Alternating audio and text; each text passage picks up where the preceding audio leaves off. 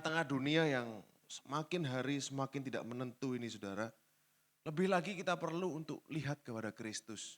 Lebih lagi kita perlu untuk diingatkan bahwa kita punya Tuhan yang mengatasi semua badai. Kalau saudara tahu, kalau saudara sering baca berita betapa dunia ini penuh dengan ketidakpastian, semakin hari setelah keluar dari pandemi ada perang, setelah ada perang ada inflasi dan segala macam, nggak selesai-selesai saudara. Tapi saya ingin ajak saudara untuk selalu arahkan pandangan kita kepada Yesus Kristus. Karena tangannya yang selalu ada untuk menggandeng kita. Untuk menopang kita melewati badai ini saudara. Jangan fokus kepada badainya, tapi fokuslah pada dia. Oleh karena itu di gereja ini kita selalu berbicara tentang Kristus. Kenapa saudara? Supaya saudara semakin rest. Karena rest itu bukan saudara, oh gak boleh stres. Oh jangan stres, aku gak boleh stres. Hari ini aku gak boleh stres. Gak akan bisa seperti itu saudara.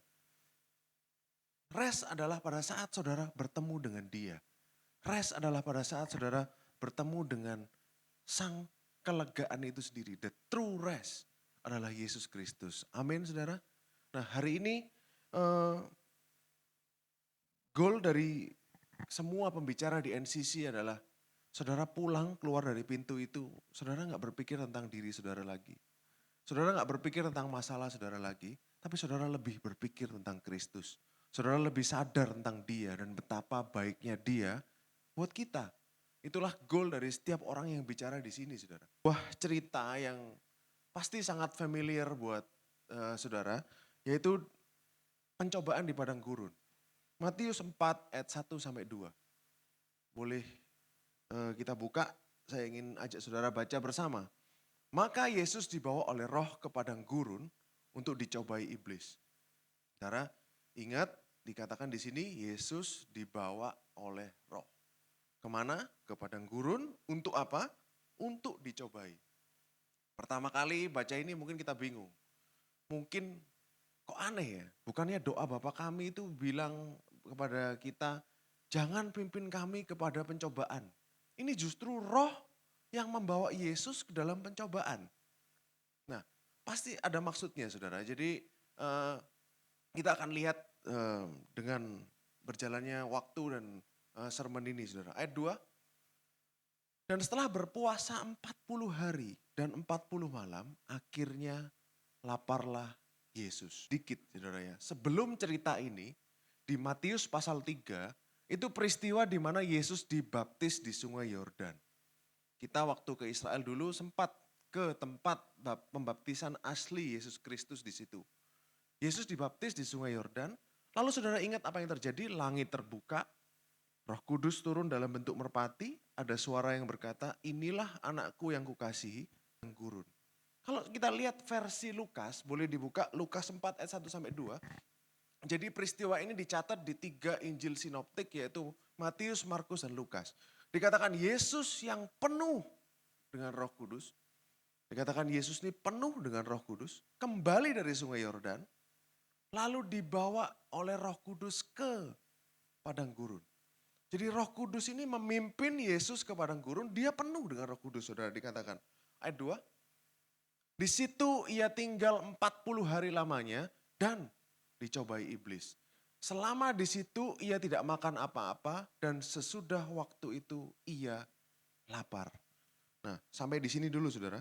Dikatakan di Yesus dipenuhi oleh Roh Kudus. Dan 40 hari 40 malam dia tidak makan apa-apa saudara di situ.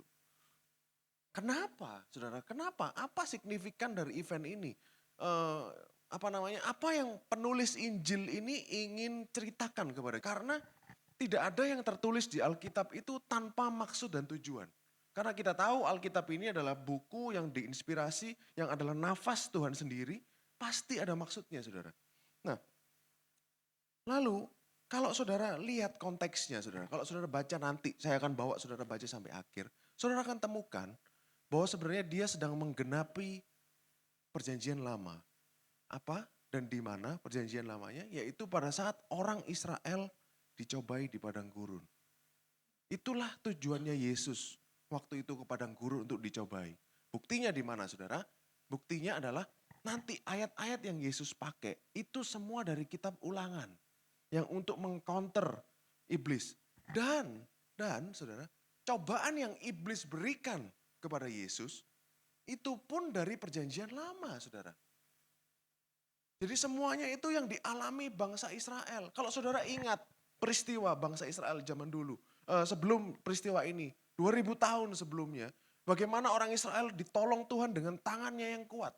Mereka mengalami demonstrasi kuasa Tuhan di Mesir dengan 10 tulah, lalu laut Teberau laut merah dibelah sehingga mereka berjalan di tanah kering. Itu demonstrasi kuasa Tuhan yang mungkin tidak akan terjadi lagi dalam sejarah umat manusia. Itu sesuatu yang sangat luar biasa, saudara. Dan kalau kita lihat satu persatu, itu ada maksudnya. Bangsa Israel itu melewati laut Teberau, dikelilingi, kalau saudara baca di ayatnya, itu laut itu seperti tembok. Ada teori yang mengatakan, oh surut lautnya. Surut waktu itu dia lewat di jalan yang lautnya ini nggak dalam, saudara. Nggak mungkin. Kalau seperti itu tidak mungkin dituliskan bahwa laut merah itu seperti tembok di kanan kiri mereka. Jadi Tuhan menunjukkan kuasanya dengan sangat-sangat luar biasa untuk orang Israel. Nah, kita buka di 1 Korintus 10 ayat 1 sampai 2. Dikatakan seperti ini Rasul Paulus yang tulis, saudara ya. Saya ingin konekkan semua titik-titiknya. Aku mau, Rasul Paulus katakan, supaya kamu mengetahui saudara-saudara bahwa nenek moyang kita semua berada di bawah perlindungan awan. Awan yang dimaksud adalah apa, saudara? Tiang awan. Dan bahwa mereka semua telah melintasi laut. Ayat 2. Untuk menjadi pengikut Musa, dikatakan apa, saudara? Mereka telah dibaptis dalam awan dan dalam laut. Apa maksudnya, saudara? Kenapa Rasul Paulus katakan seperti ini?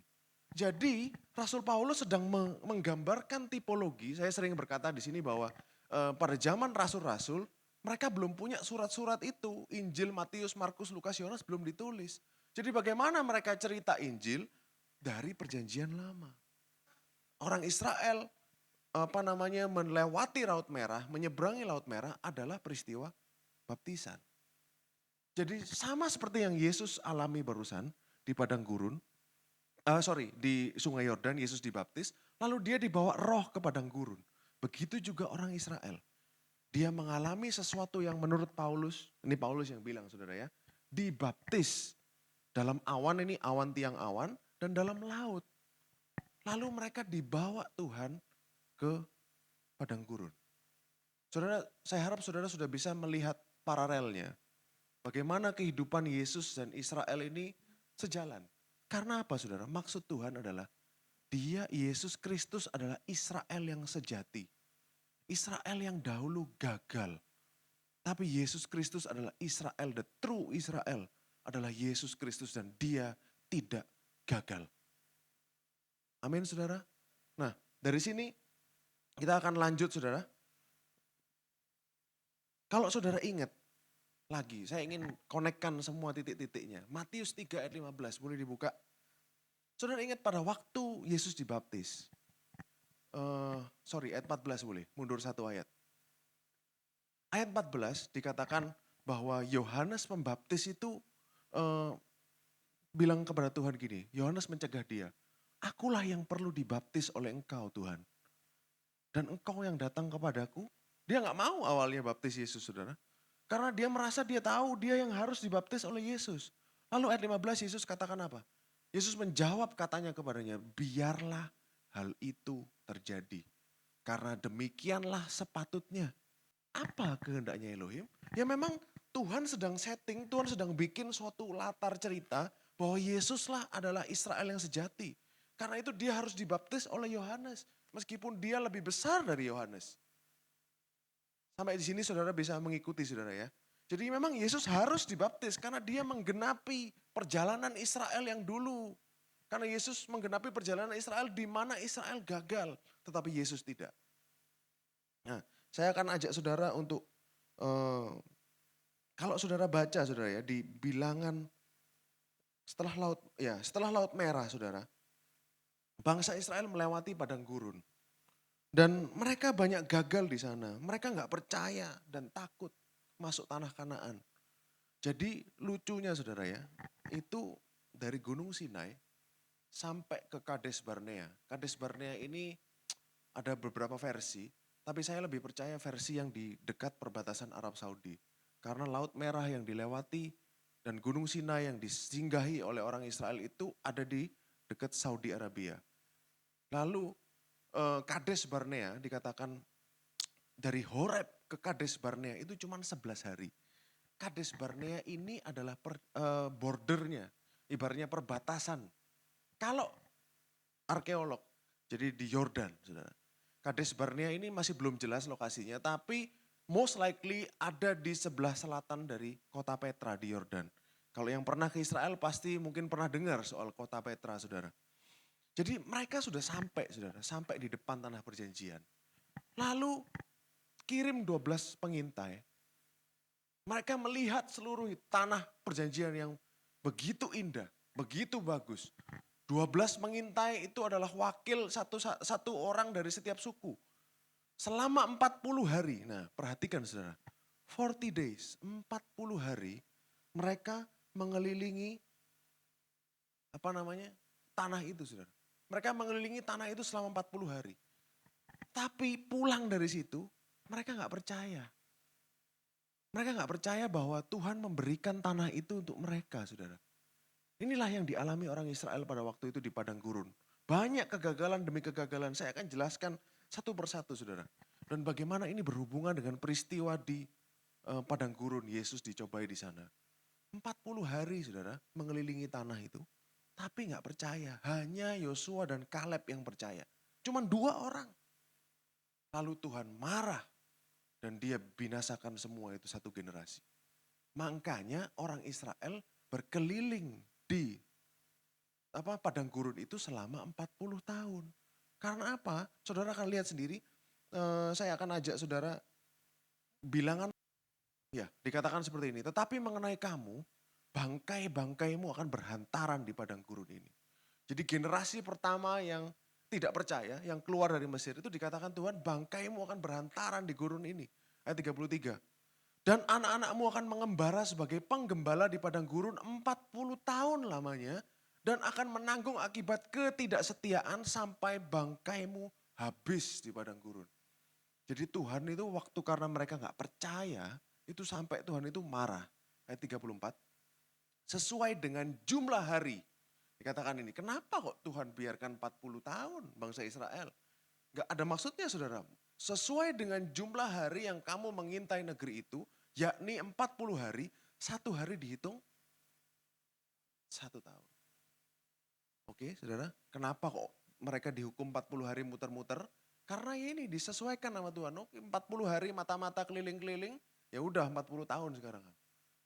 Jadi 40 tahun lamanya kamu harus menanggung akibat kesalahanmu supaya kamu tahu rasanya jika aku berbalik daripadamu. Kejam sekali saudara, keras sekali kata-katanya. Ayat 35, aku Yahweh yang berkata demikian, sesungguhnya aku akan melakukan semuanya itu kepada segenap umat yang jahat ini yang telah bersepakat melawan aku. Di padang gurun ini mereka akan habis dan di sinilah mereka akan mati. Jadi dari generasi pertama yang keluar dari Mesir, yang masuk ke tanah perjanjian hanya Yosua. Nah, kenapa kok sampai separah ini saudara ya? Kenapa kok sampai Tuhan marah seperti ini? Kalau coba dilihat bilangan 14 ayat 4. Apa yang orang Israel katakan saudara? Ya, orang Israel sampai berkata seperti ini saudara. Waktu mereka takut mau masuk tanah Kanaan, mereka berkata seperti ini.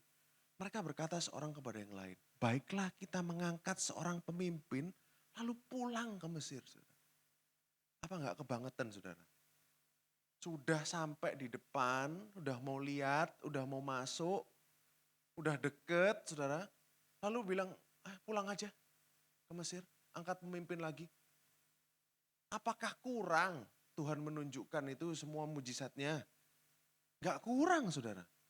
Tapi mereka masih gak percaya sama Tuhan sampai mau pulang ke Mesir. Padahal sudah dekat tanah perjanjian. Saudara. Cuman karena mereka dengar, itu raksasa di sana. Kita gak akan bisa masuk sana. Tanahnya memang penuh dengan susu dan madu, tapi di situ raksasa.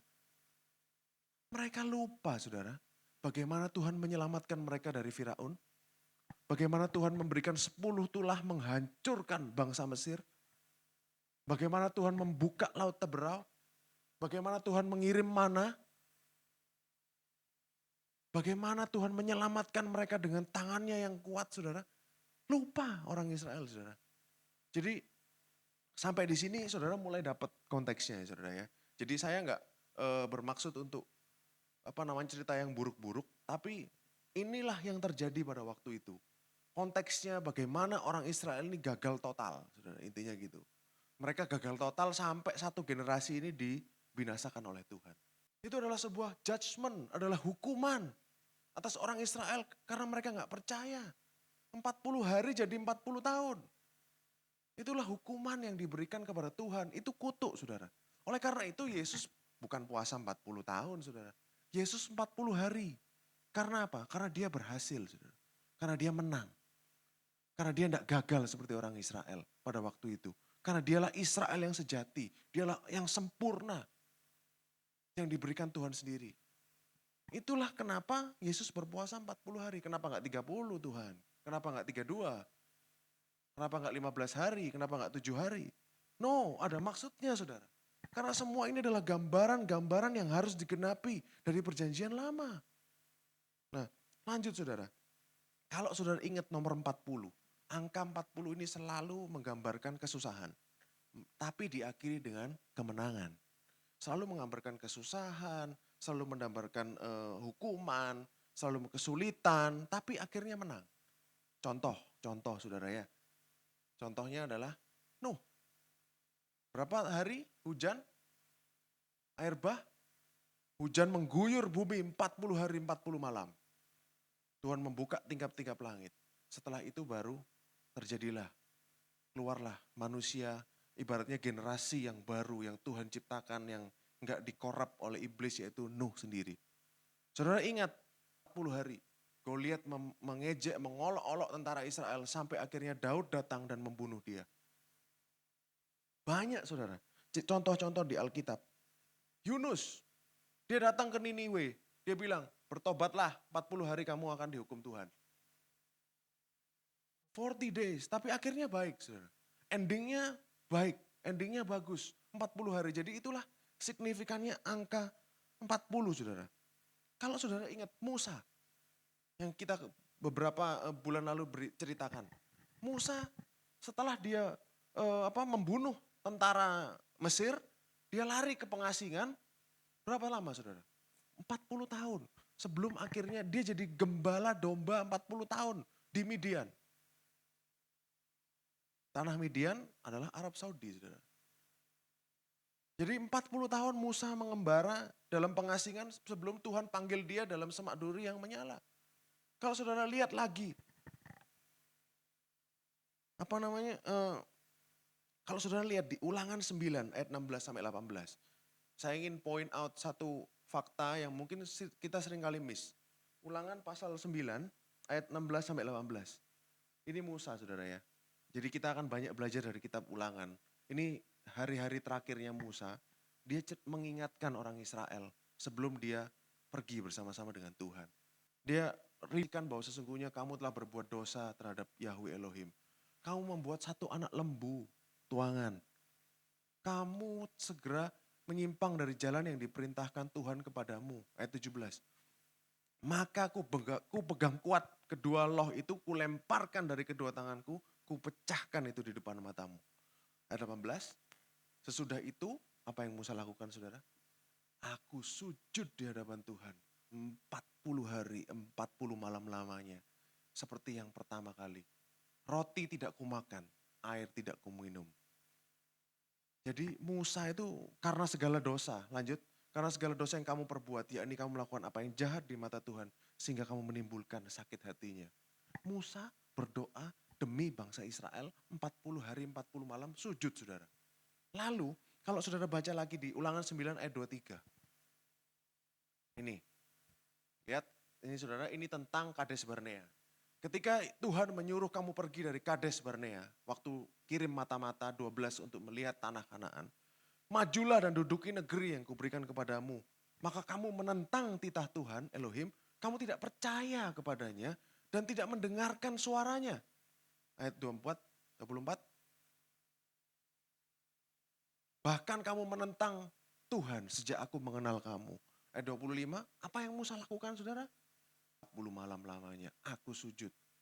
Karena Yahweh telah berfirman akan memunahkan kamu. Sampai di sini saya lihat saudara, betapa Musa ini adalah, waktu itu kan kalau saudara ingat message di bulan Mei, bulan April, Musa ini adalah mediator. Dia adalah, meskipun dia posisinya bukan imam besar, jadi bukan imam besar, tapi dia ini adalah mediator. Kalau saudara lihat dalam Alkitab saudara, nabi fungsinya apa saudara? Mewakili Tuhan kepada manusia. Kalau imam besar, kebalikannya saudara, mewakili manusia kepada Tuhan.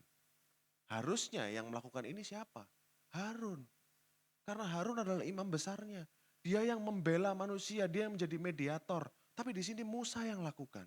Karena Musa adalah gambaran Kristus. Bukan Harun yang gambaran Kristus. Musa saudara, dia lakukan ini untuk bangsa Israel. Apalagi Yesus Kristus. Yang adalah mediator atau pengantara yang sempurna. Dia yang membela kita di hadapan Tuhan. Kalau Musa saja bisa seperti ini dan Tuhan menerima, gak jadi memunahkan bangsa Israel. Apalagi Yesus. So doanya dia pasti diterima. Yesus yang selalu membela kita di hadapan Bapa. Amin saudara. Dia adalah mediator yang sempurna, pengacara, advocate kalau dalam bahasa Inggrisnya kita kan Yesus itu advocate. Advocate adalah pembela, pengacara kita di hadapan Tuhan. Dialah mediator kita yang sempurna. Ini adalah gambaran Kristus semuanya saudara. Jadi dengan semakin belajar saudara, semakin belajar.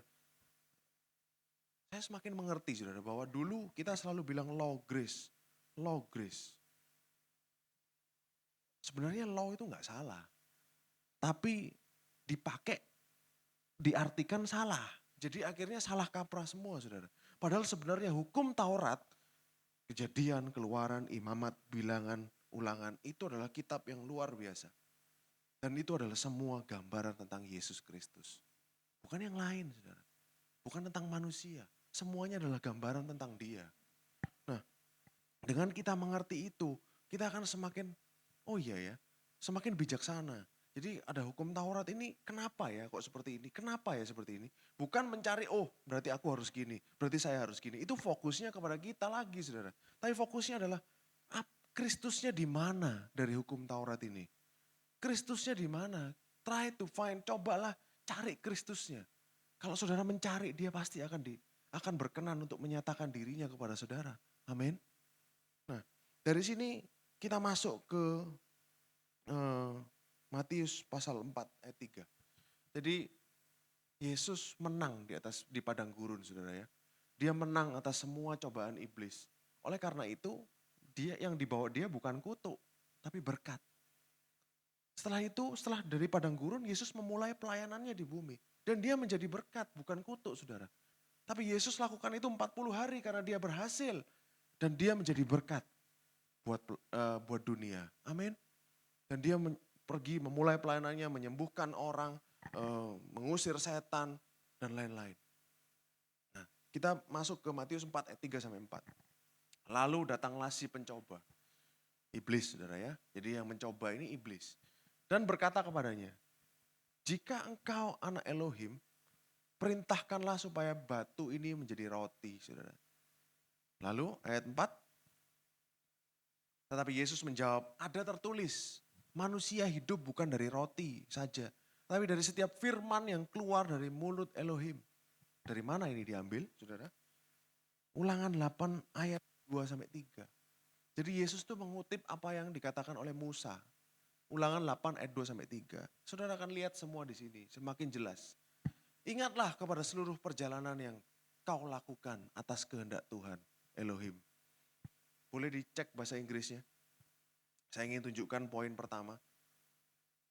Bisa di King James-nya. And you shall remember. Kamu harus mengingat. That the Lord your God, apa saudara? Led you. Memimpin kamu. all the way this 40 year, memimpin kamu selama 40 hari di padang gurun. Bukankah kita barusan baca saudara? Di Matius 4 ayat 1, apa saudara? Roh yang memimpin Yesus. Sama. Bangsa Israel dikatakan Musa berkata, kamu ingat Tuhan yang memimpin kamu dulu.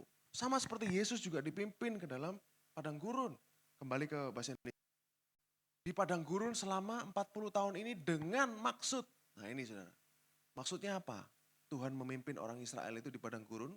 Saudara kan tahu nanti. Merendahkan hatimu. Dan mencobai engkau.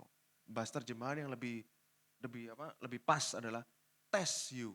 Dia menguji untuk mengetahui apa yang ada dalam hatimu. Yakni apakah engkau berpegang pada perintahnya atau tidak.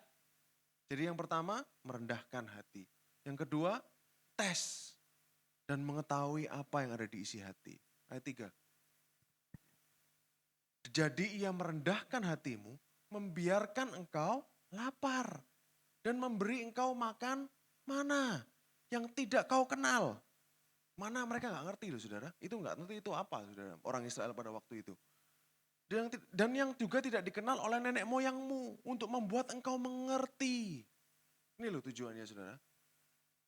Bahwa yang Yesus katakan tadi. Manusia hidup bukan dari roti saja.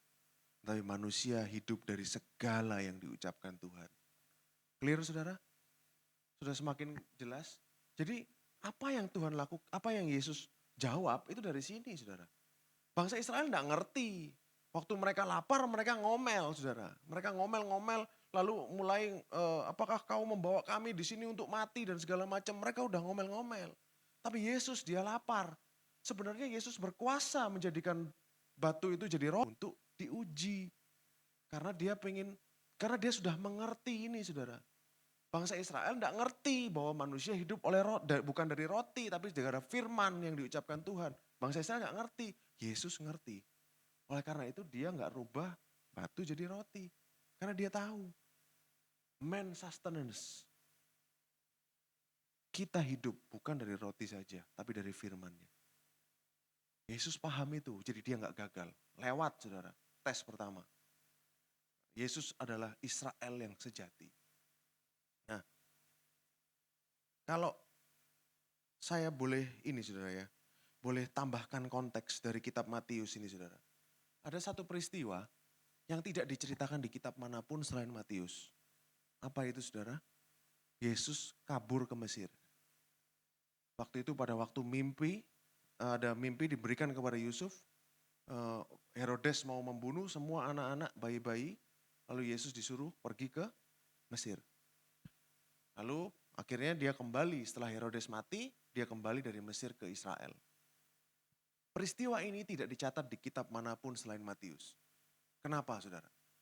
Karena kitab Matius adalah kitab yang sangat Israel-centric. Ini menggenapi Hosea 11 ayat 1. Hosea 11 ayat 1. Ketika Israel masih muda, kukasihi dia. Dan dari Mesir kupanggil anakku. Memang konteksnya adalah Israel. Tapi Yesus juga dipanggil anak Tuhan. Di sini Tuhan nyebut Israel itu son, my son. Out of Egypt I have called my son. Ya, artinya Israel. Tapi Yesus, anak Yahweh yang sejati, yang spesial. Juga dipanggil dari Mesir ke Israel. Dan hanya tertulis di kitab Matius. Karena kitab Matius sangat Israel-centric. Dia benar-benar Matius ini pengen ngomong sama pembacanya. Yang mayoritas adalah orang Yahudi. Pengen ngomong bahwa Yesus Kristus adalah Mesias. Karena dia menggenapi A, B, C, D, E. Semuanya ditata sama dia. Sampai khotbah di bukit pun itu semua adalah penggenapan. Nah, kita lihat saudara. Kalau saudara ingat mana, itu adalah salah satu benda yang ada di dalam tabut perjanjian. Dalam tabut perjanjian ada apa saudara? 2 loh batu, lalu ada tongkat Harun, dan ada mana. Lambang dari apa saudara? Pemberontakan. Semuanya ini adalah lambang dari pemberontakan. Mana pun adalah lambang dari pemberontakan. Lambang pemberontakan itu disimpan sama Tuhan mana ini saudara. Ditutup dengan tutup pendamaian yang dari emas murni sehingga tidak terlihat lagi. Makanya itulah lambang pemberontakan Israel. Israel gagal. Lambangnya Israel gagal ya mana itu saudara. Jadi bukan sesuatu perspektifnya bukan mana ini sesuatu yang supernatural yang Tuhan sediakan segala. No, mana adalah lambang kegagalan orang Israel gak percaya bahwa Tuhan akan memenuhi kebutuhan mereka. Nah dari sini saudara bisa lihat Yesus tidak gagal, Yesus berhasil, orang Israel gagal saudara. Lalu lanjut di Matius 4 ayat 5 sampai 7. Kemudian iblis membawanya ke kota suci. Menempatkan dia di bubungan bait Elohim, di pinnacle, di puncak. Ayat 6. Lalu berkata kepadanya, jika engkau anak Elohim, jatuhkanlah dirimu ke bawah. Sebab ada tertulis, mengenai engkau, ia akan memerintahkan malaikat-malaikatnya dan mereka akan menatang engkau di atas tangannya, supaya kakimu jangan terantuk kepada batu. Ayat 7. Yesus berkata kepadanya, ada pula tertulis, jangan engkau mencobai Tuhan Elohim, Yahweh Elohim. Matius 4 ayat 7. Ujian selanjutnya dari iblis kepada Yesus adalah menguji Tuhan. Kalau saudara perhatikan, iblis juga ngutip ayat loh saudara. Ayatnya dari mana itu? Mazmur 91. Lucu ya saudara, padahal Mazmur 91 itu adalah Psalms of Protection, Mazmur perlindungan. Tapi iblis justru pakai Mazmur perlindungan itu untuk menguji Yesus. Jadi iblis juga tahu ayat saudara. Di sini sudah kelihatan itu Mazmur sebenarnya untuk mengusir setan, tapi dia justru pakai untuk mencobai Yesus pada waktu itu. Yesus mengutip dari mana? Sama saudara, dari Ulangan 6 ayat 16 sampai 17. Kalau saudara ingat, dikatakan seperti ini, jangan kamu mencobai Yahweh Elohim seperti kamu mencobai dia di masa. Ayat 17, haruslah kamu berpegang pada perintah, peringatan, dan ketetapan Yahweh Elohim yang diperintahkannya kepadamu. Ayat 16 kembali, jangan kamu mencobai Yahweh Elohim. Jadi saudara nge-track ini, saudara lihat konteksnya, saudara harus kembali. Apa sih yang terjadi di masa? Kenapa Musa bilang jangan mencobai Yahweh Elohim seperti di masa. Berarti kita harus tahu dong peristiwa apa yang terjadi di masa supaya kita bisa jelas. Maksudnya Musa apa? Di Keluaran 17 ayat 1 sampai 7. Saya ingin bawa saudara ke peristiwa ini supaya saudara bisa mengerti. Apa sebenarnya yang dilemparkan iblis kepada Tuhan Yesus. Kemudian berangkatlah segenap jemaat Israel dari padang gurun Sin. Berjalan dari tempat persinggahan ke tempat persinggahan sesuai dengan titah Tuhan. Karena tidak ada air untuk diminum bangsa itu.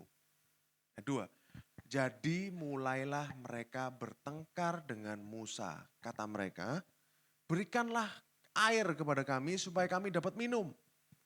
Tetapi Musa berkata kepada mereka, mengapa kamu bertengkar dengan aku?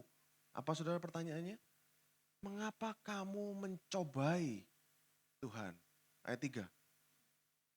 Hauslah bangsa itu akan air di sana, bersungut-sungutlah bangsa itu kepada Musa dan berkata, mengapa pula, nah ini loh saudara, ngomel-ngomelnya ini saudara. Mengapa pula engkau memimpin kami keluar dari Mesir untuk membunuh kami, anak-anak kami dan ternak kami dengan kehausan? Ini yang dia sebut ngetes Tuhan saudara. Ibaratnya kayak seakan-akan mereka ini, aku ini mau dibunuh apa atau gimana, manipulatif kepada Tuhan supaya Tuhan tolong mereka. Padahal sebenarnya mereka, Tuhan minta air. Pasti dikasih kok sama Tuhan. Kalau Tuhan mau bunuh mereka, ngapain dia pimpin mereka sepakai repot-repot membelah Laut Merah, saudara. Kan gak logis ini pertanyaannya orang Israel. Saudara. Gak logis, kalau Tuhan mau bunuh mereka, serahkan aja sama Firaun, langsung selesai. Gak mungkin Tuhan susah-susah bawa mereka sejauh ini untuk membunuh mereka. Ayat 4. Lalu berserulah Musa kepada Tuhan katanya, apa yang akan kulakukan kepada bangsa ini? Sebentar lagi mereka akan melempari aku dengan batu. Ayat 5. Berfirmanlah Tuhan kepada Musa, berjalanlah di depan bangsa itu, bawalah beserta engkau beberapa orang dari antara para tua-tua Israel, bawa juga di tanganmu tongkat yang kau pakai memukul sungai Nil dan pergilah. Ayat 6, maka aku akan tuh itu dan dari dalamnya akan keluar air. Ini adalah gambaran Kristus. Sudah kita pernah bahas ini saudara ya. Jadi batu ini adalah gambaran Kristus yang disalibkan sehingga keluarlah air hidup. Sehingga bangsa itu dapat minum. Demikianlah diperbuat Musa di depan mata tua-tua Israel. Ayat 7, dinamailah tempat itu Masa dan Meriba. Masa artinya apa? Tes, mencobai. Oleh atau mencobai saudara. Dan Meriba. Meriba artinya bertengkar. Oleh karena orang Israel telah bertengkar dan oleh karena mereka telah mencobai Tuhan dengan berkata apa saudara? Adakah Tuhan di tengah kita atau tidak? Jadi bangsa Israel mencobai Tuhan waktu itu. Dengan seperti ini, makanya Musa katakan di Ulangan pasal 6 tadi, jangan engkau mencobai Yahweh Elohim. Nah, Yesus juga diuji dengan seperti itu saudara, disuruh jatuh dari bait suci. Nanti kamu pasti akan ditolong oleh malaikat. Tapi Yesus tidak jatuh ke dalam itu. Saudara perhatikan iblis bilangnya apa? Jika engkau anak Elohim, jatuhkanlah dirimu dari sini. Dia menghilangkan kata-kata yang dikasihi. Kan waktu di Sungai Yordan dikatakan apa saudara? Engkaulah anakku yang kukasihi. Kepadanya lah aku berkenan. Tapi iblis cuma bilang jika engkau anak Elohim, dibuat kabur saudara. Lalu ditantang. Kalau kamu anak Tuhan, jatuhkan dirimu di sini, kamu pasti akan ditolong. Apa yang dia lakukan? Dia menimbulkan ragu-ragu saudara dalam hatinya. Dalam hati dia dengan ngomong gitu, dia menimbulkan keraguan-raguan. Apakah betul Tuhan akan menopang kita? Apakah betul Tuhan akan menjagai kita? Inilah yang selalu iblis lakukan saudara. Patternnya selalu sama. Bagaimana dia membuat saudara ragu-ragu akan kebaikan dia, kebaikan Tuhan. Dia iblis selalu menaburkan keraguan-raguan, kekhawatiran. Kalau dulu ditolong, hari ini juga pasti akan ditolong. Amin saudara. Kenapa kok Tuhan, ibaratnya dulu kita diselamatkan, bangsa Israel dulu. Mereka diselamatkan, diberikan mana, laut merah dibelah. Kenapa kok air aja gak dikasih? Kan gak mungkin saudara. Itu yang iblis berusaha tanamkan di pikiran setiap kita. Dengan kita melihat kanan kiri dia tembakkan panah, dia bilang apa? Tuhan belum tentu tolong kamu lewat masalah kali ini. Dulu dia tolong, mungkin kali ini enggak. Itu yang selalu ada dalam pikiran manusia saudara. Kita dibuat ragu-ragu, dibuat khawatir. Sebenarnya saudara, kalau kita lihat kebenarannya adalah Roma 8 ayat 31 sampai 32. Sebab itu apakah yang kita katakan tentang semuanya? Jika Elohim di pihak kita, siapakah yang akan melawan kita? Ayat 32. Ia yang tidak menyayangkan anaknya sendiri, tetapi yang menyerahkannya bagi kita semua, bagaimana mungkin ia tidak mengaruniakan apa saudara? All things, segala sesuatu kepada kita. Diri berkat sendiri. No, everything satu paket. Semuanya dalam satu paket, yaitu bersama-sama dengan Yesus di dalam Kristus.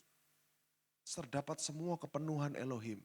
Semua berkat-berkat Tuhan, atributnya Tuhan yang baik-baik yang saudara mau, damai sejahtera, berkat keuangan, masa depan yang penuh harapan, perlindungan, kesehatan. Di dalam siapa saudara bisa temukan? Kristus Yesus. Dan dikatakan di sini, kalau dalam bahasa Indonesia kurang jelas, dalam bahasa Inggrisnya itu freely give us all things. Dengan cuma-cuma, dengan gratis memberikan kita segala sesuatu. Gak harus bayar saudara, free. Karena semuanya sudah dibayar oleh Kristus di atas kayu salib. Tapi kita di sini bukan fokus kepada all things-nya. Kita fokus kepada intinya. Justru kalau kita fokus kepada segala sesuatunya, itu salah saudara. Fokusnya kepada yang lebih besar dari semuanya itu. Jadi ibaratnya kayak Tuhan Yesus ini yang besar, lalu yang lain-lain ini seperti yang nempel. Kita bukan fokus pada yang kecil-kecil ini, segala sesuatu ini saudara.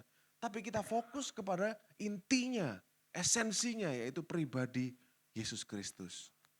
Banyak orang, sekali lagi saya katakan banyak orang dari Yesus. Berapa banyak manusia datang kepada dia, ingin sesuatu dari dia.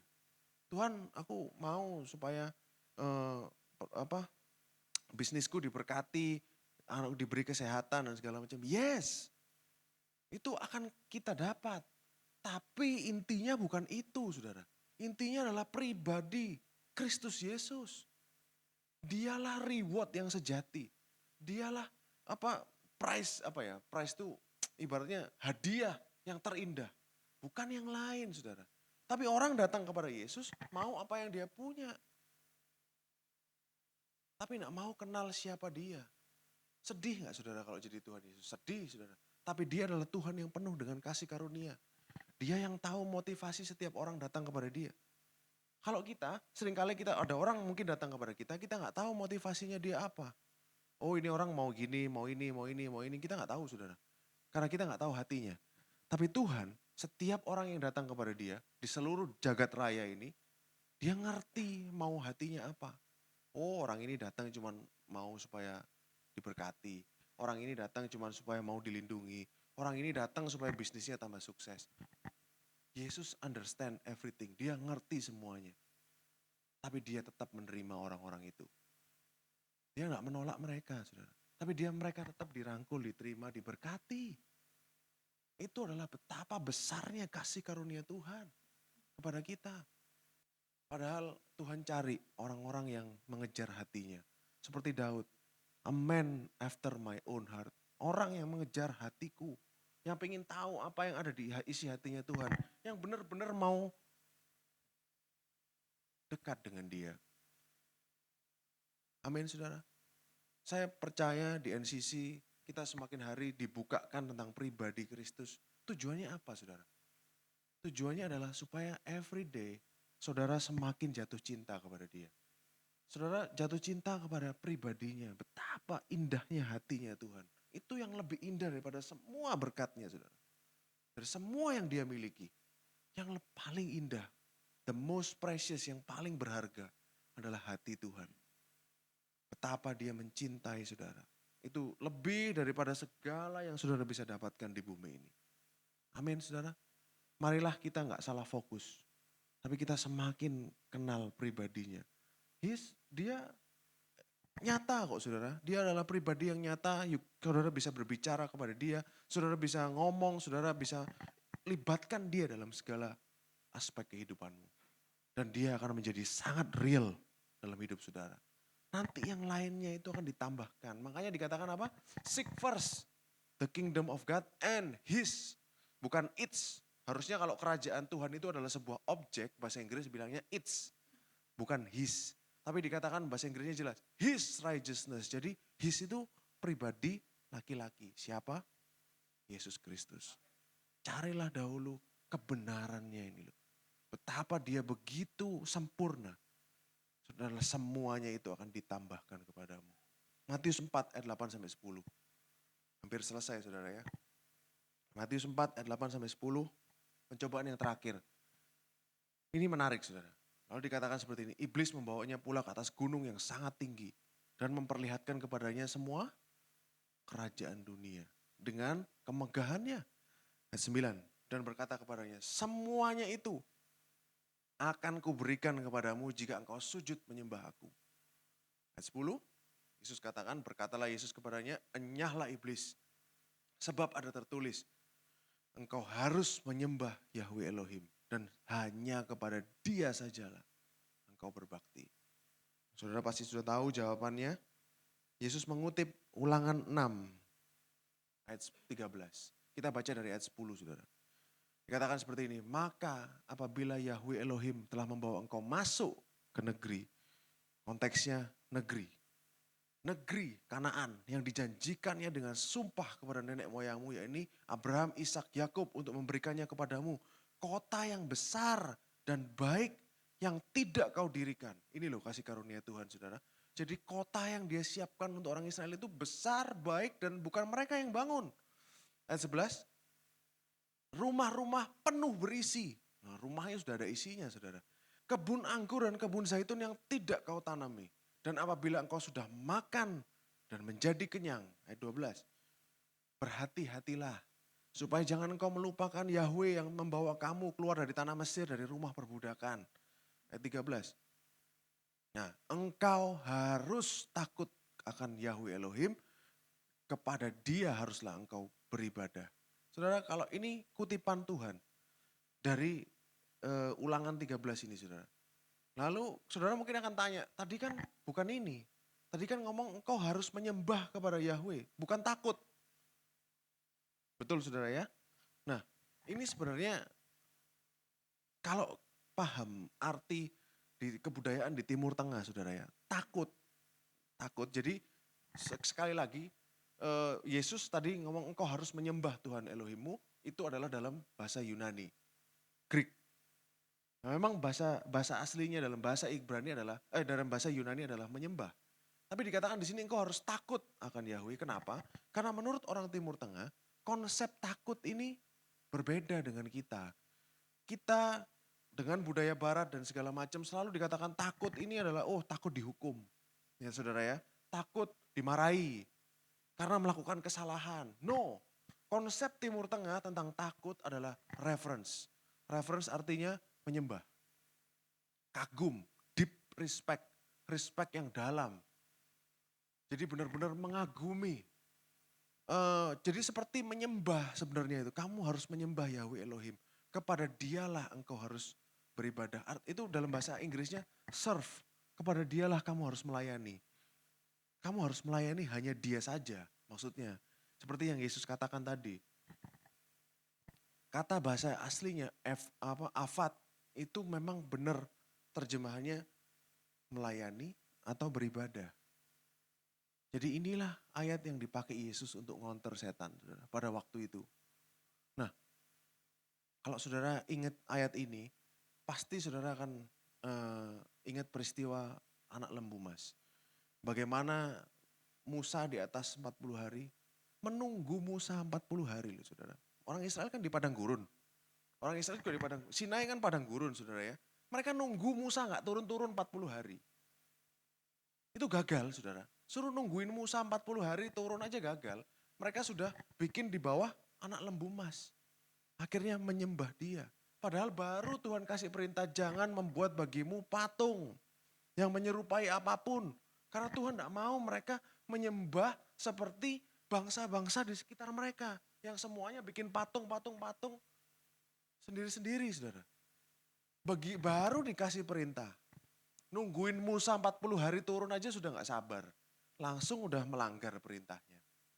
Makanya Yesus 40 hari itu signifikan. Karena Dia menunjukkan bahwa Dia adalah Israel, sempurnanya Dia saudara. Nah kalau saudara baca, ini side note saudara ya. Di Lukas pasal 4 ayat 5-8. Kemudian ia membawa Yesus, ini versi Lukas saudara, ke suatu tempat yang tinggi dan dalam sekejap mata. Ia memperlihatkan kepadanya semua kerajaan dunia. Ayat 6, kata iblis kepadanya, segala kuasa itu serta kemuliaannya kuberikan kepadamu. Sebab semuanya itu telah diserahkan kepadaku. Dan aku memberikan kepada siapa saja yang kukehendaki. Kalau bahasa Surabayanya ini metesek sekali saudara ya.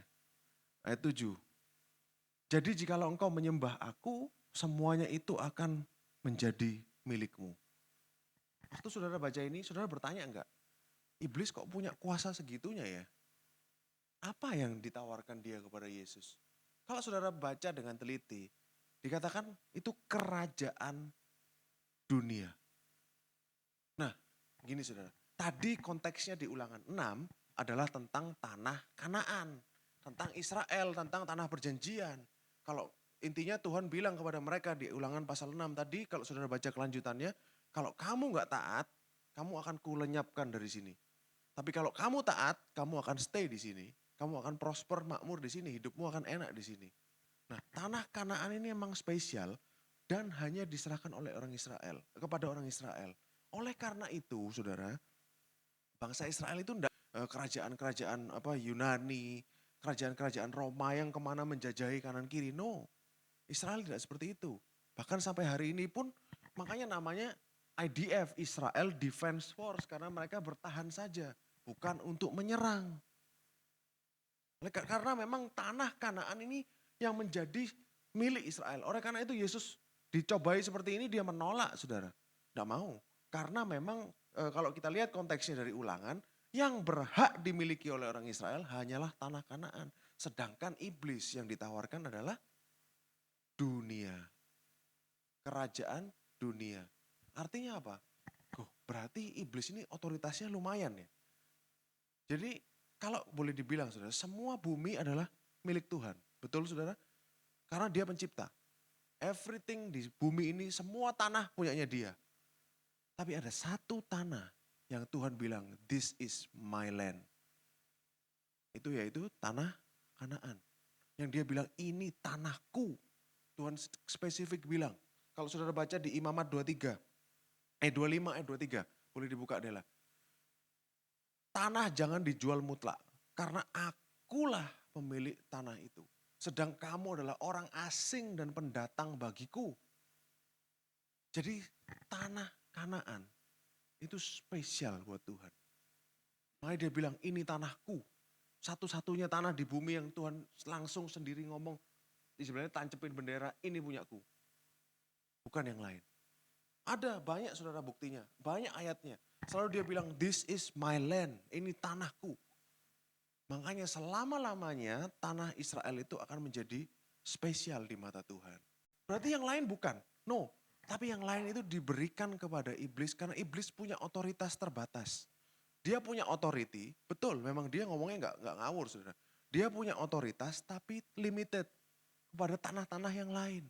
Makanya Yesus bilang apa? Yesus itu di Yohanes 16 ayat 11 boleh dibuka. Roh Kudus akan mengingatkan akan penghakiman karena siapa saudara? Penguasa dunia ini telah dihukum. Penguasa dunia ini dia bicara tentang siapa? Iblis, saudara. Saudara perhatikan kata-katanya dunia, kingdom of the world. Jadi iblis punya otoritas tapi limited. Dan dia sudah dikalahkan. Amin. Oleh korban Kristus di atas kayu salib, iblis sudah kalah selama-lamanya. Karena sebelumnya dia diberikan kuasa sama Tuhan. Karena dosa itu saudara. Jadi dia bisa memporak-porandakan dunia. Nah, semakin lama saudara, semakin kita mengerti betapa sempurnanya dia. Jadi poin dari sermon ini apa saudara? Jadi poin dari sharing hari ini apa? Semakin saudara paham saudara akan semakin kagum betapa baiknya, betapa sempurnanya dia. Betapa perfectnya Tuhan kita Yesus Kristus. Kalau saudara tahu seberapa sempurnanya dia, saudara akan tahu seberapa benarnya kita. Saudara tahu Yesus itu sempurna, dia menaati ini A, B, C, D, dia tidak melanggar. Semakin saudara tahu seberapa benarnya Yesus, saudara akan semakin tahu seberapa benarnya dirimu. Karena kebenarannya Yesus sudah diberikan kepada kita. Di hadapan Tuhan, kita sama seperti Kristus. Status righteousnya, status kita orang benar adalah sama seperti Kristus. Pada saat dia lihat kita, dia bukan lihat saudara lagi. Dia lihat Kristus karena saudara posisinya ada di dalam Kristus. Jadi tujuannya dari khotbah ini adalah supaya saudara semakin tahu. Sebenar itu Yesus, juga sebenar itulah kita. Karena pada waktu di kayu salib terjadi pertukaran ilahi. Kita yang berdosa, dosa kita diberikan kepada Kristus, kebenaran Kristus diberikan kepada kita. Oleh karena itu, status saudara hari ini adalah orang benar. Semua berkat-berkat orang benar yang ada di Alkitab adalah milik saudara. Dan perkenanan Tuhan itu ada pada saudara. Kalau Tuhan Yesus dibilang inilah anakku yang kukasihi, kepadanyalah aku berkenan. Suara dan kata-kata yang sama ada di atas saudara hari ini. Saudara adalah anak Tuhan yang dikasihi. Dan kepada saudara dia berkenan. Kalau Tuhan di pihak kita, siapakah lawan kita? Amin.